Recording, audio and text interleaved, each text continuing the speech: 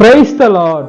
యేసుక్రీస్తు వారి పరిశుద్ధమైన నామంలో మీ అందరికీ వందనాలు, శుభాలు తెలియపరుస్తూ ఉన్నానండి. ఈ లోకంలో బ్రతికేదానికి మనుషులకు ఏం కావాలండి? ఈ లోకంలో మనిషి బ్రతకాలి అని అంటే మనిషికి తెలివి ఉండాలండి. ఆ తెలివి ఈ లోకంలో ఎవరి ద్వారా వస్తుందంటే దేవుని ద్వారానే మనుషులకు తెలివి వస్తుంటుంది. మనము బైబిల్ గ్రంథంలో చూసుకున్నప్పుడు, సొలొమోను మహారాజు గారిని చూసుకున్నప్పుడు దేవుడు ఆయన్ని జ్ఞానిగా ఆశీర్వదించాడు కాబట్టి ఆయన ఆ రాజ్యాన్ని పరిపాలించేదానికి దేవుడు ఆ తెలివితోటే ఆ రాజ్యాన్ని పరిపాలించారు. అయితే కొద్ది రోజుల తర్వాత ఆయన పాపంలో పడిపోయిన చివరి దినాల్లో మారి మన దేవుని దగ్గరికి వచ్చి ఆయన కొన్ని కీర్తనలు, కొన్ని సామెతలు, ప్రసంగి, పరమగీతములు రాశారండి. రాసి ఆయన అన్న మాట సమస్తము వ్యర్థమని చెప్పారండి. ఈ లోకంలో మనం వ్యర్థమైనయే కోరుకుంటున్నామా, దేవుని మార్గంలో నడుస్తున్నామా, మనల్ని మనం పరీక్షించుకునే బిడలుగా ఉండాలండి. ఈ లోకపు తెలివి దేవుడికి వెర్రితనంగా కనిపిస్తూ ఉంటుంది. మనం ఈ లోకంలో కిందుండే మనకు కనిపించే వాటియే వెతికితే మనకు వ్యర్థం, కానీ మనం యేసుక్రీస్తు వారి వైపు చూసేటువంటి బిడలుగా ఉండాలి.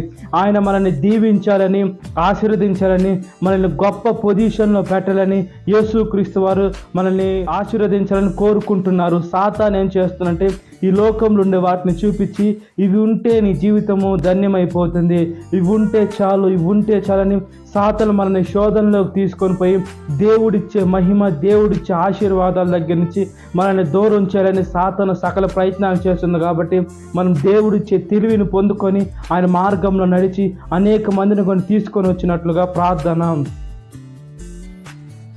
మహా పరిశుద్ధాత్మ దేవ, మా ప్రియ పరలోక తండ్రి, ఈ లోకం ఇచ్చే వెర్రితనము వేసే తెలివిని మేము ఆలోచించుకోక వేసే మీ పరలోకపు తెలివిని వేసి మేము పొందుకున్నట్లుగా ప్రార్థన చేస్తున్నాం.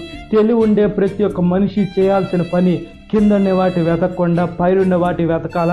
మీ నీతిని, మీ రాజ్యాన్ని మొదట వెతికి పనిలో మనుషులు ఉండాలి. కానీ ఈ లోకంలో డబ్బును వెతుకుతున్నారు, ఈ లోకంలో అధికారం కోసం వెతుకుతున్నారు, ఈ లోకంలో స్థలాల కోసం, పొలాల కోసం, ఈ లోకంలో ఏదేదో ఉంటే నెత్తిని పట్టుకొని తీసుకొని వెళ్తారని మనుషులు ఈ భ్రమలో ఉన్నారు. కానయ్యా యేసయ్య, నా దేవుడు నన్ను రక్షిస్తున్నాడు, ఆయన కృప ద్వారా నేను బ్రతికున్నాను, నేను ఆరోగ్యకరంగా ఉన్నాను, నేను ఇంకా జీవిస్తున్నానంటే యేసుక్రీస్తు వారి కృప, దయ, కనికరం, కటాక్షం అని మనుషులు ఆలోచించుకోలేనటువంటి దీన పరిస్థితుల్లో ఉన్నారు.